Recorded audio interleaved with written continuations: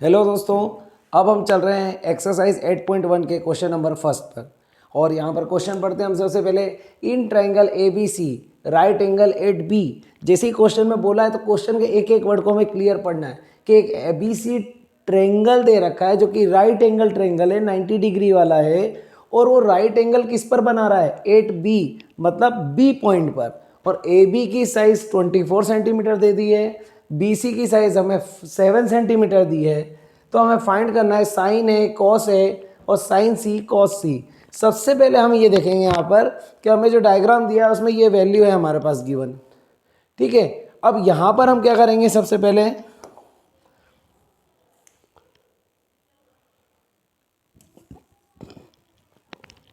A B की value 24 है, B C की वैल्यू 7 है, तो हमें हाइपोटेनियस फाइंड करना है। यहाँ से क्या फाइंड करना है हमें? हाइपोटेनियस। अब हाइपोटेनियस कैसे फाइंड होगा? तो सबसे पहले हम लगाएंगे इन ट्रायंगल ए बी सी, ठीक है, बाय यूजिंग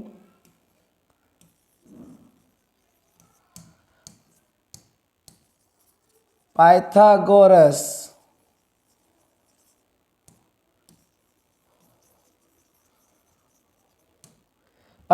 थ्योरम।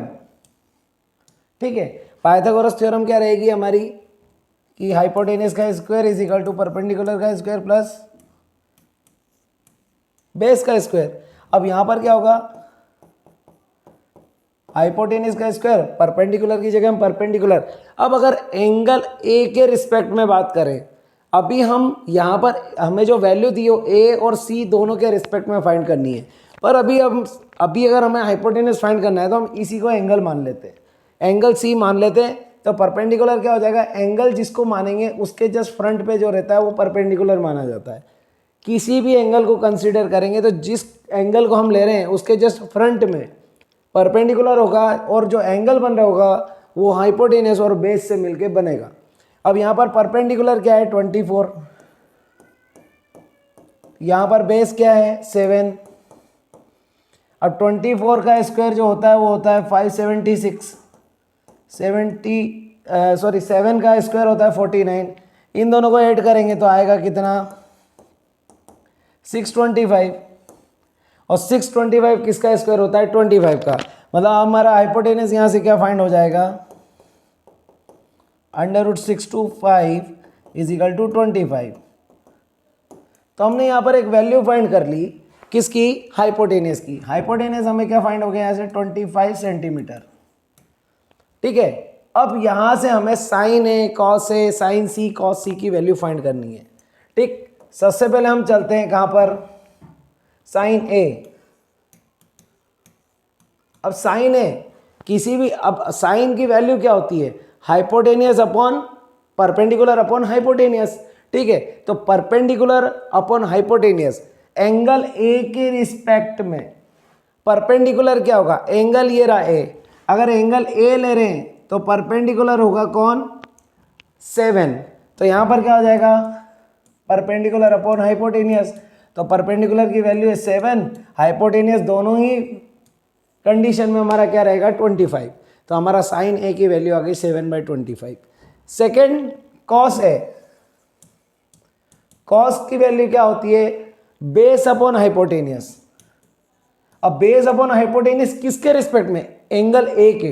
तो एंगल अगर ए ये है तो उसका बेस कौन हो जाएगा? 24, क्योंकि हमेशा हाइपोटेनियस और बेस मिलके एंगल बनाते। तो बेस कितना हो गया?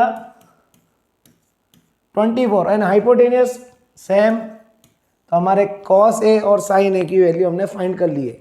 और सेकंड क्या है? साइन सी कॉस सी। सेम फॉर्मूला रहेगा वही कि साइन के रिस्पेक्ट में क्या रहेगा? Perpendicular upon hypotenuse. बट अब यहाँ पे एंगल सी के रिस्पेक्ट में हम देखेंगे तो यहाँ पे बेस और परपेंडिकुलर दोनों चेंज हो जाएंगे। ए और सी जस्ट दोनों एक दूसरे के रिस्पेक्ट में क्या कर लेंगे? बेस और परपेंडिकुलर को चेंज कर लेंगे। अब सी का है तो परपेंडिकुलर कौन होगा? 24। तो 24 अपॉन हाइपोटेनियस सेम रहेगा दोनों कंडीशन में। और यहां पर आएगा कॉस सी। तो कॉस सी का क्या रहेगा? Base upon hypotenuse. अब एंगल सी के रिस्पेक्ट में बेस कौन होगा? बी सी, मतलब 7 सेंटीमीटर। और हाइपोटेनस क्या रहेगा 25। तो हमारे पास ये 4 वैल्यूज हमें फाइंड हो गई है, sine A, cos A, sine C and cos C. ये चारों वैल्यू हमें फाइंड करने के लिए बोला था इन हमारे फर्स्ट क्वेश्चन में। ठीक है, देख सकते हैं जब तक हमें राइट एंगल ट्रायंगल में तीनों साइड्स की वैल्यू नहीं पता होगी तब तक हम इन क्वेश्चनों को नहीं कर सकते, क्योंकि हमें तीनों साइड्स की वैल्यू होना इसलिए चाहिए क्योंकि आगे क्वेश्चन में कुछ भी आ सकता है, एंगल ए के रिस्पेक्ट में, सी के रिस्पेक्ट में किसी भी वैल्यू को पूछ सकते हैं। याद रखिएगा, कोई भी अगर दो साइड अगर आपको दे दे तो आप पाइथागोरस थ्योरम की मदद से थर्ड साइड को फाइंड कर सकते हैं। ये रहा पाइथागोरस थ्योरम। ठीक है, थैंक यू।